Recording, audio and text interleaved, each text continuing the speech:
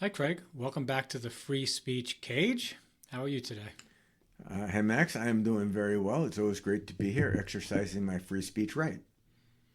That's what the Free Speech Cage is for. Thanks. I think today you're going to talk about, because it's definitely confusing to me. I've never understood that the military is supposed to be used on its own people whatsoever. But Trump is using the Insurrection Act to use the military. I don't even quite know what he's trying to do. But since you served in the Marines and you've consulted with the Army or obviously read a lot about it, you've brought your books here. I thought maybe you could explain to me or explain to anybody who doesn't quite understand, like what are the Marines really for, and why are they being misused? Because I think they're being misused. I actually think everybody sort of gets an idea that they're being completely misused. Thanks, Max. Well, right now, Trump hasn't invoked the Insurrection Act, and I'll let other people talk about that. We'll probably discuss it in the future. But what he has said is if he does invoke the Insurrection Act, he will be able to deploy the military, the Army, the Navy, Space Command, the Air Force, the Marine Corps, in which I served, as you pointed out, as he wishes, with no oversight by the courts, no oversight by Congress, nothing about anyone being able to say, no, that's not a good idea, let's not do it. So, as you said, what is the military as a force to be used against American citizens on American soil? And it is a horrible tool for that sort of thing. Right. Yeah. Just tell us like what is the Marines? So the Marine Corps was born roughly 250 years ago. We're coming up on our 250th birthday on November 10th, which is less than 2 weeks away.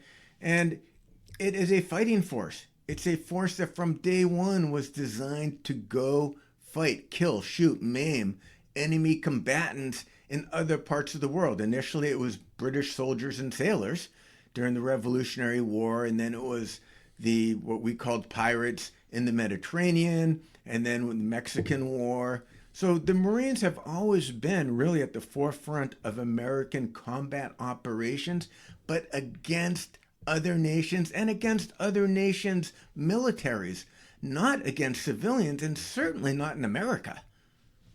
yeah. I mean, it's just it's really just mind blowing to me. I mean, so what do these books say So, about? so these books, and this I've got a pretty extensive library. I just brought a handful of them over, but you can go online and you can see what the latest version of the Marine Corps Central Subject book is. It's a Navy task force something or other. These books all talk about what Marines need to do to be properly trained, what Marine Corps units need to do to be properly trained, and what they talk about is how to clean an M16, how to bayonet someone, how to call in fire support. What's fire support, Max? 911. No, no. When the military talks about fire support, which these books all talk about being trained to do, when the military talks about fire support, they're talking about calling in 500-pound bombs from a plane circling overhead or calling in a drone strike on some building that they suspect harbors hostile people, right? You put Marines in Chicago, Marines who have been trained to call in 500-pound bombs. That's the skill that they have. That's the stuff they know how to do, to shoot mortars. You bring them into Chicago, what the hell are they going to do with that fire support, Max? Right. So I don't understand. I mean, again, the world is upside down. So the Republicans, from my understanding, are more the libertarian type party, the more of you know. Each individual can pursue life, liberty, happiness. And the Republican Party has always had a semi-anti-government take, right? I mean, my life is all about we have to reduce government, we have to reduce government. So I would think they'd be the first to stand up and say to the executive branch, no, no, we are not going to infringe on the U.S. citizens' right to do whatever they want to do in their state. I just don't get that. I don't get it either, Max. Now, you got to point out Trump never served a day in his life in the military, so I don't know that he understands what the military is, what its traditions have been, certainly doesn't understand military training. He just knows he's got this thing.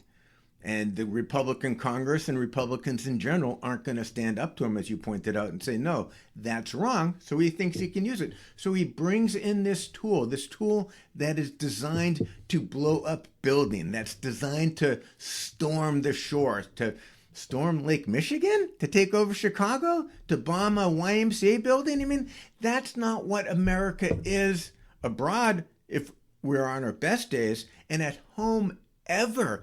If we've got problems in Chicago, you know what we also have in Chicago and in Illinois? State police. We've got the state police. We got the fire department. We got the city police. We've got the Department of Public Health. We've got a whole boatload of things. We do not need the Marines. Marines who are trained to bayonet people. Marines who are trained to throw hand grenades. Marines who are trained to call in 500-pound bombs and trained to do it very well, who have done it honorably as best as they can for centuries. We don't need to send those kids, those young kids and the people in charge of them into Chicago. God, no. Right. Even the guy that is in charge of ICE or the Border Patrol, I forget his name, but even he is having trouble restraining his troops from throwing tear gas canisters. So I don't believe that the top is telling these guys to throw these things. They're just on, they're just, like you say, they're not trained. They're just there. They get scared and they throw this thing, and they're supposed to be disciplined enough not to do it. I'm saying something different, and this is a crucial difference, Max. These Marines are trained. They are trained to close with and kill enemy combatants. Well, exactly. They're trained for that. They are not trained to patiently sit in front of a bunch of dancing frogs in Portland. They're not trained for that, and it changes your mindset. You start feeling scared. You start feeling confused. You start thinking, what the hell's going on? And it's easy to make a bad decision when you're scared and confused. And if your training has, for centuries, told you in situations like that, you start shooting your M16 or your M4 or whatever it might be, it is really difficult to overcome that training and that sort of cultural ethos. Horrible, horrible tool to use in situations like that. Right, but that's sort of what I'm saying. Like, it's, if you are trained to deal with crowds and to basically deal with the public, right? So if you're ICE or you're whatever these people are that work within the country, if they're trained to deal with U.S. citizens while going after illegal immigrants or whatever they're doing, right? The Marines are trained to go storm a beach and kill. That's my understanding. So you're already taking a training. You can't fix that because it is completely It's what we're trained to do, Max. We are trained to do that stuff. Combat, fire and maneuver, close combat support, all that stuff. That's what we are trained to do. That's what our systems have been designed to do for centuries. You just don't send them to a 5-week training course to say, okay, we're going to teach you how to deal with dancing frogs. And fortunately, nothing happened horribly in California, for example, during the Rodney King riots. I mean, it's not unknown for the military and the Marines to be deployed in narrowly prescribed circumstances. Trump's taken it to a whole new, dangerous, horrible level, and he's using the wrong tool, and he's putting not just the American public, but the specific members of the military that he wants to deploy at a horrible risk of violence, of emotional trauma, of living with stuff that they wish they had never done or seen. He doesn't know the first thing about it because, of course, he's a draft dodger.